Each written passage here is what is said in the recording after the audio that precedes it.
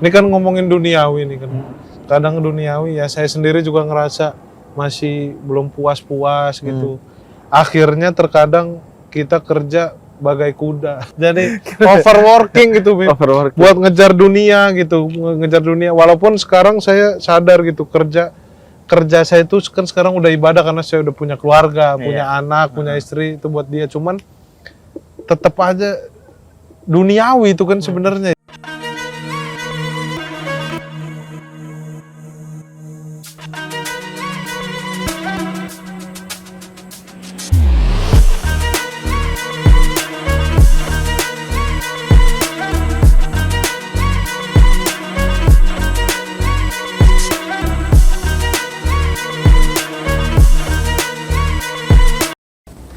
Lo ini kuliah di 3 kampus yang berbeda. Iya. Nggak ada yang lulus, Bib. Tiga-tiganya. Saya kira tiga-tiganya justru karena hebat jadi di 3 tempat. Tapi beda-beda jurusan. Beda jurusan. Jurusan Iya. apa aja? Yang pertama itu PR. PR lo komunikasi Public relation. Komunikasi. Yang kedua hukum. Yang ketiga ekonomi. Kenapa jauh-jauh banget gitu, Bu? Ya enggak, karena lagi PR kenapa? Kenapa pilih PR? ya dulu senang ilmu komunikasi lah, jadi lulus SMA udah ambil komunikasi gitu ya kan. Terus lagi asik-asik kuliah, kerja tuh, sempat kerja di bank, Bib. Oh, kerja di bank. Setelah kuliah PR tuh. Iya, lagi kuliah, sambil kuliah kerja di bank, kuliahnya berantakan. Akhirnya Berhenti, terus berhenti kerja. Kuliah lagi. Ambil hukum. Lagi asik-asik kuliah, stand up. Ekonomi kapan tuh? Di Jogja. Setelah stand up, waktu itu Viko juara 2, saya kan gagal di minggu kedua. Dia sibuk tuh kemana-mana, saya di rumah doang daripada ngeliatin adek kerja ya kan. Mending saya kuliah daripada di Jogja. Kita iri. Iya, udah saya akhirnya kuliah di Jogja, ngambil ekonomi. Si kuliah malah ada film apa, udah nikah, udah. Selesai. Memang selesai. Pernikahan itu menyelesaikan segala masalah. Bu, Mas, kalau rasanya ini, Bu, rasanya kalah sama adik tuh gimana, Bu? Kalah sama adek tuh rasanya. Soalnya apa? Gua kan kayak gua tuh ngelihat kakak gua aja sukses itu iri. Dulu kakak gua tuh penulis. Sebelum gua masih bisa nulis, itu aja udah iri gitu. Kalah sama kakak aja udah berat rasanya. Kalah sama adek ya. Waktu itu apa ya? Cuma nyesel aja gitu, kenapa nggak lucu ya. Cuman yang jadi masalah tuh ini kalau di rumah gitu ada perasaan gimana ya? Dibandingin. Bukan dibandingin sih enggak, orang tua tuh enggak gimana-gimana. Sayanya yang ada perasaan wah, umur 19 tahun udah punya ini, punya itu gitu. Tapi ini enggak sih, Bu? Lo relate nggak kalau anak muda tuh emang sekarang tuh lagi salah satu goalsnya tuh kaya? Menurut lo ini nggak penting nggak? Penting kalau penting. Tapi kan harta bukan segalanya. Segalanya. Segalanya. Oke, kita coba cek. Iya. Tes ya. Gua ada pertanyaan. Pertama, punya motor lunas atau mobil tapi kredit? Mobil tapi lunas. Nggak bisa. Pertanyaannya kan motor kredit. Motor lunas. Motor lunas atau mobil kredit? Aduh. Lo pernah kredit nggak? Saya tuh nggak bisa kredit, Bib. Kenapa? Jadi masalah terbesar saya di hidup ini itu. Saya nggak punya slip gaji. Jadi terpaksa beli mobil cash, beli rumah cash. Jadi pusing nih. Nah, itu. Iya, tapi kalau saya suruh motor lunas apa mobil kredit, ya mobil lah kredit. Kredit ya? Iya. Iya, gue juga tuh ibu gue bilang gitu. Kalau bisa jangan kredit. Kayak ngontrak rumah aja tuh kayak orang ngitung atap rumah. Jadi 1, 2, 3, 11, 12 udah habis, bayar lagi. Artinya kayak gak tenang gitu. Iya. Kalau kredit. Tinggal di kontrakan atau rumah mewah tapi nyicil? Rumah mewah tapi nyicil lah, Bib. Berani bisa-bisanya ngeredit rumah mewah berarti kan punya penghasilan. Bener. Ngapain masih ngontrak? Gue dulu juga mikir gitu, Mas. Awal-awal di Jakarta tuh nyari tuh rumah yang daripada duit gue bayar kontrakan mending buat bayar cicilan. Sekarang udah bisa kan nih ya. Kayak rumah yang murah gitu dan Iya. bisa dicicil dengan harga yang mirip dengan harga kita Oh, kayak ngontrak sih. bisa ya, Beb? Bisa. Nabung dulu atau ngutang buat beli handphone mewah. Ngutang. Yang Buat penting beli. mewah dulu lah. Mewah dulu ya. Mewah dulu lah. Karena dengan Iya. mewah dulu kemudian bisa cari uang buat nabung. Cari uang mungkin Iya kan? ya, mungkin. Karena sekarang tuh kan orang tuh sering melihat segala sesuatu dari tampak luarnya kan. Iya, benar. Kayak gini aja deh, nggak usah yang hal-hal duniawi, kayak ceramah aja. Itu riset-riset yang ada tuh, misalnya riset Al-Falah tahun 2019 menyebutkan good looking itu salah satu hal yang diperhatikan oleh orang untuk mengundang penceramah. Wah, bisa dong saya ya. Bisa dong. Tidak hanya good looking wajahnya, tapi maksudnya ya apa kayak mobil, datangnya naik mobil apa enggak. Oh iya iya. Dan itu gue emang pernah ngerasain dulu. Jadi gue pernah ngisi ceramah di kayak sosialita Jakarta yang kaya-kaya gitu. Naik motor, gue kan kemana-mana naik motor. Nah itu akhirnya mereka kayak kurang nyaman, kurang seneng karena penceramahnya kurang keren kayaknya. Akhirnya udah nggak lanjut lagi tuh. Iya. Padahal rencananya panjang. Beb, ini kita diri sampai akhir nih. Enggak. Pindah bisa nggak ya? Bisa. ya? Ayo, Diri, kita ngobrol sana. Ada tempat duduk ada. Ada. Iya. Tempat duduk Makasih. tapi berdiri di atasnya.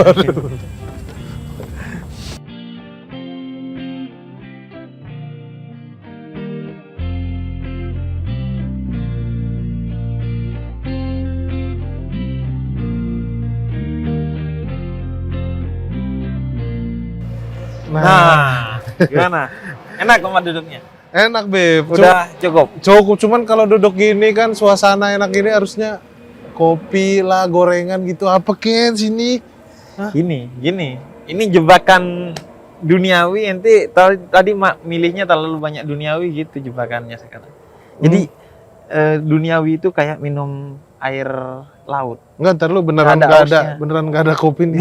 Nggak ada. Nggak ada. Nah, ini konaah merasa cukup dengan yang Allah kasih, baru ditambah. Ini ente nggak pernah puas sih. Iya sih, enak. Gini udah enak. Udah enak Kalau nih. disyukuri enak. Alhamdulillah. Ya, Cuacanya sejuk. ya. sejuk. Banyak pohon-pohon. hijau-hijau.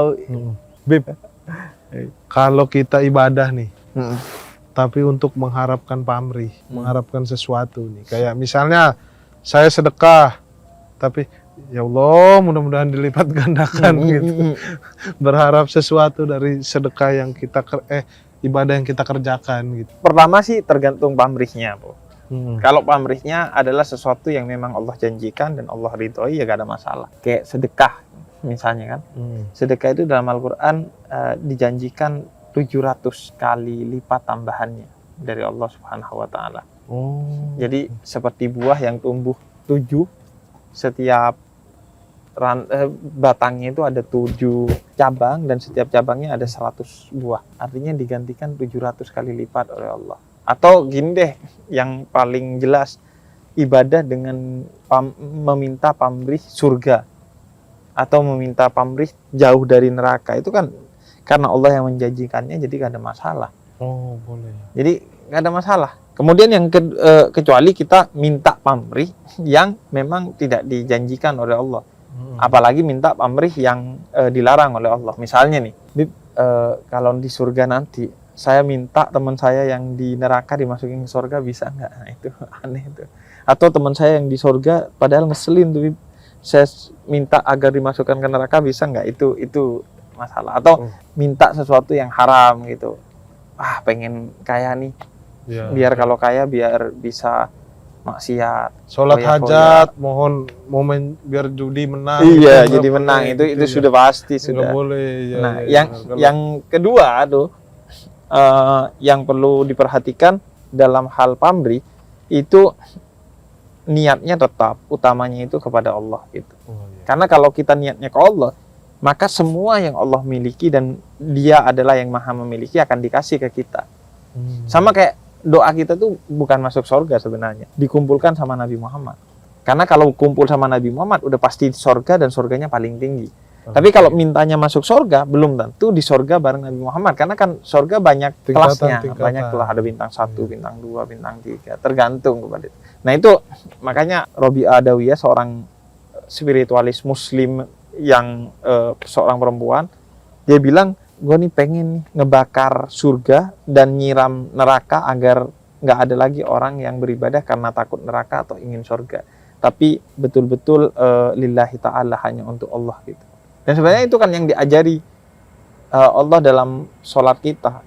Inna sholati wa nusuki wa mahyaya wa mati lillahi rabbil alamin. Hidup, matiku, ibadahku, sholatku semua untuk Allah. Ya kalau sholat yang cerdas, sholatnya itu untuk Allah. Karena kalau udah bersama Allah, di dunia juga aman, di akhirat apalah. Satu ayat tahu saya. Tahu ayat. Apa ya?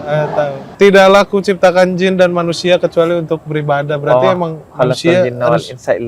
Iya itu benar ya. Iya berarti benar. Emang ibadah kan harus ibadah. Cuman tetap berharap kalau saya. Sebenarnya gini, sebagaimana kata Syekh Nawawi Al-Bantani itu, sebagaimana rezeki itu ada yang lahir dan ada yang batin. Rezeki lahir itu ya berupa kekayaan, kesehatan. Rezeki batin itu berupa taufik dari Allah. Ketenangan kalau secara mental. Maka ibadah juga begitu. Ada ibadah-ibadah yang sifatnya ritual atau mahdoh, ada ibadah-ibadah yang sifatnya muamalah. Muamalah itu salah satu yang paling sederhana, kata Nabi, memindahkan duri yang ada di tengah jalan ke pinggir jalan itu ibadah. Saya nanti nyari duri. Nggak gitu juga. Jadi bayangin tuh pasukan, lo tahu nggak pasukan itu? Yang magnet, bau magnet iya, itu. Bau magnet. Paku gitu ya. Tapi dia dibenci, Bib. Kenapa? Sama yang naruh ranjau. Tapi kan itu artinya dia tuh, bayangin dia tuh saking nafsunya sama dunia, sampai dia nggak percaya bahwa Allah bakal ngasih rezeki kepada dia, sehingga dia nebar ranjau. Padahal ketika dulu dia di dalam perut, nggak usah nebar ranjau, bahkan nggak usah bekerja apa-apa, Allah kasih rezeki kok. 9 bulan di perut ibunya dia tetap makan. Ngapain sampai segitunya gitu cari rezeki? Makanya kaya tuh penting. Tapi yang lebih penting setelah kaya, apa yang lo lakuin dengan kekayaan itu. Bib, tapi kalau kita ini kan ngomongin duniawi nih kan. Kadang duniawi ya, saya sendiri juga ngerasa masih belum puas-puas gitu. Akhirnya terkadang kita kerja bagai kuda. Jadi overworking gitu, Bib. Buat ngejar dunia gitu, ngejar dunia. Walaupun sekarang saya sadar gitu, kerja saya itu kan sekarang udah ibadah karena saya udah punya keluarga, punya anak, punya istri, itu buat dia. Cuman tetap aja duniawi itu kan sebenarnya ya kan. Iya, gini. Sebenarnya dalam surat Al-Qasas ayat 73 itu Allah udah jelasin bahwa segala sesuatu itu sudah ada waktunya. Orang yang cerdas maka dia akan menempatkan segala sesuatu pada waktunya. Siang hari kata Allah itu waktunya kamu bekerja. Malam hari waktunya kamu istirahat. Maka ya udah atur tuh waktu. Ada waktu untuk kamu bekerja. Ada waktu untuk kamu bersama keluarga. Ada waktu untuk kamu bersama Allah. Ada waktu untuk kamu bersama teman-teman. Ada waktu untuk kamu main game. Semua tuh paling pas sudah ada waktunya gitu. Sebenarnya bahkan sholat tuh ngajari kita untuk tahu waktu. Makanya sholat itu sudah ada waktu yang telah ditentukan kata Allah dalam Al-Quran. Agar kita tuh bisa ngatur waktu kita. Kalau sampai sholat kerja kita nih misalnya. Gara-gara kerja jadi nggak sholat zuhur misalnya karena aduh tanggung nih. Iya. Terus tahu-tahu udah asar, masih belum kelar juga, masih kerja juga gitu. Kata Habib Abu Bakar bin Salim, dia katakan begini, ngapain lu menunda sholat lu untuk urusan kerjaan yang bisa ditunda, padahal yang ngasih kerjaan itu adalah zat yang mau lu temuin saat sholat gitu. Kecuali memang nggak bisa ditunda ya. Beda po, kalau nggak bisa ditunda, maka selama masih ada waktunya, maka menyelesaikan pekerjaan tuh nggak apa-apa. Misalnya satpam nih, lagi jagain. Kalau dia maksain sholat, tinggalin, bahaya tuh. Sedangkan waktunya masih ada, boleh tuh nunda. Tapi kalau hal-hal yang bisa ditunda, ya ngapain gitu. Ntar ditunda juga, rezekinya sama Allah repot juga gitu. Wah iya itu. Nanti, jadi apa, sekarang dengan gini aja deh Bu, kerjaan lo aja deh antara dulu sama sekarang. Dulu kerja apa? Pernah di bank. Iya. Nah sekarang stand up syuting gitu. Kalau secara kerja kan lebih santai sekarang kan? Iya, secara sebenarnya. fisik kan. Secara fisik lebih Iya. santai sekarang. Lebih santai sekarang. Tapi kan Secara ibadah juga lebih jarang sekarang. tuh kan berarti kan belum tentu kan. Iya. Artinya kan walaupun ibadahnya lancar, kadang Allah kasih rezeki seret gitu. Walaupun cukup tetap ya, tapi seret karena maksudnya nggak lebih gitu. Karena ya Allah ingin tahu gitu ibadahnya nih ikhlas apa enggak. Artinya ya nggak usah ngukur hasil ibadah itu dengan duniawi gitu. Karena kan Nabi juga bukan orang kaya gitu. Iya. Terus kalau ada sampai orang yang gila harta gitu, Bu. Gila harta kenapa? Gila harta Jadi itu dia apa? hartanya Enggak, maksudnya dia ulah-abrik. hidupnya itu nggak bisa hidup tanpa harta gitu. Bahkan saking gilanya sama harta jadi hal-hal yang haram juga disikat gitu Iya. karena pengen menimbun harta dan kekayaan gitu. Ya itu Karena kurang bersyukur kali ya. Apa? enggak, itu karena orang itu pola pandangnya sekuler gitu. Jadi pola pandangnya itu duniawi. Atau bahkan bisa jadi dia ya percaya kepada akhirat, tapi nggak pernah yakin kepada akhirat sebenarnya. Sehingga dia mau melakukan itu. Kalau dia yakin ada akhirat kan sebenarnya ya pertama ya, harta itu buat apa sih yang lebih-lebih itu? Makan kita miskin dan kaya sama-sama sepiring gitu. Yang kedua juga Lauknya beda tapi. lauknya iya, katakanlah beda lah ya. Beda. Tapi bedanya berapa sih? Iya. Sama kayak mobil gitu. Bedanya atau handphone lah. Bedanya dari satu handphone ke handphone yang lebih bagus atau yang hadir lebih baru, itu kan bedanya dikit sebenarnya. Bahkan mungkin nggak ada bedanya. Bedanya cuma di gengsinya doang. Nah, yang kedua juga ini kalau orang punya keyakinan penuh akan akhirat, maka dia justru akan bekerja bagi akhiratnya. Karena akhirat itu yang abadi. Investasi yang sejati itu kan untuk akhirat. Karena kalau investasi di dunia itu ya cuman berapa puluh tahun sih, palingnya 70, 80 tahun, mentok 100 tahun atau lebih sedikit. Tapi kalau investasi untuk akhirat, itu kan akan abadi. Gue pernah diajarin tukang mabuk nih. Ada temen gue tukang mabuk, dia bilang, ini tukang mabuk aja bisa ngomong gitu. Kain kafan itu gak ada sakunya, lu pernah paham? Pernah sadar gak? Jadi ngapain? Makanya kata Sayyidina Ali, gak usah deh ngumpulin sesuatu yang sesuatu itu kemungkinannya hanya dua ketika kamu mati. Jadi warisan atau jadi kotoran. Nggak ada tuh, harta tuh kan kalau kita udah mati gak dibawa mati jadi warisan. Atau jadi kotoran ketika kita makan jadi kotoran, ngapain? Nah, kalau orang banyak harta, katanya dihisapnya susah bener itu. Enggak juga ya, tergantung. Pada Lama akhirnya gitu, lama. Dihisapnya sama-sama ada jebakannya. Kadal fakru an yakuna kufron. Kefakiran itu bisa membuat orang jadi kafir. Karena fakir, karena miskin akhirnya nyari hal-hal dengan cara yang haram. Begitu juga kekayaan. Kekayaan itu bisa membuat kita lebih mudah masuk surga karena lebih punya potensi untuk bersedekah, bantu orang lain. Oh iya benar. Tapi juga lebih bisa juga menyebabkan kita masuk neraka karena ada potensi sombong. Fakir juga begitu. Potensi masuk nerakanya bisa kalau akhirnya kefakirannya membawa dia kepada kekafiran, atau potensi masuk surganya karena dengan kefakiran itu kemudian dia sabar. Jadi bedanya ya itulah kata Quran. Nabi Ayub itu menjadi mulia karena kesabarannya. Nabi Sulaiman dengan segala kekayaannya menjadi mulia karena kesyukurannya. Jadi hidup tuh gak lepas dari dua itu, sabar dan syukur. Kita mau menjadi Nabi Ayub atau Nabi Sulaiman cosplaynya. Kalau kita kaya, maka cosplaynya jadi Nabi Sulaiman dengan syukur. Kalau kita diberi ujian, miskin, sakit, dan lain sebagainya, cosplaynya jadi Nabi Ayub dengan kesabarannya Nabi Ayub. Saya mempraktekkan itu, Bib. Saya bersyukur punya istri kayak istri saya. Kenapa? Istri saya sabar. Nah, dan Nabi itu menariknya itu tidak utamanya mewariskan harta. Oh berarti Nabi Muhammad waktu meninggal dia mewariskan harta atau meninggalkan harta yang banyak atau? Enggak, iya kan. Yang diwariskan itu justru adalah kemuliaan. Kemuliaan itu ya dengan ilmu, dengan akhlak, dan lain sebagainya. Makanya keturunan Nabi Muhammad itu, misalnya Sayyidah Fatimah putrinya, itu adalah orang yang mewarisi akhlaknya Nabi Muhammad gitu. Sehingga banyak sekali sahabat itu menyaksikan kalau mereka melihat Sayyidah Fatimah, melihat Sayyidina Hasan dan Sayyidina Husain, cucu-cucu Nabi itu, mereka teringat kepada Nabi. Bukan utamanya secara fisik, tapi ya karena kelakuannya itu mirip Nabi. Nah makanya itu juga beratnya jadi Habib tuh, Iya. kita punya tugas tuh untuk sampai orang kalau ngelihat kita tuh kalau bisa ingat Nabi Muhammad gitu. Kita menjadi mulia karena beliau. Kalau kitanya mah nggak mulia gitu. Itulah beratnya jadi Habib. Oh gitu. Bib, saya pamit dulu ya. Kerja biar kaya, Bib. Kaya Orang sih. dikasih Sini nggak ada ilmu, duniawi di dikasih sini. Kopi pahala. nggak ada, keripik nggak ada. Saya harus ngejar duniawi dulu dikit nih.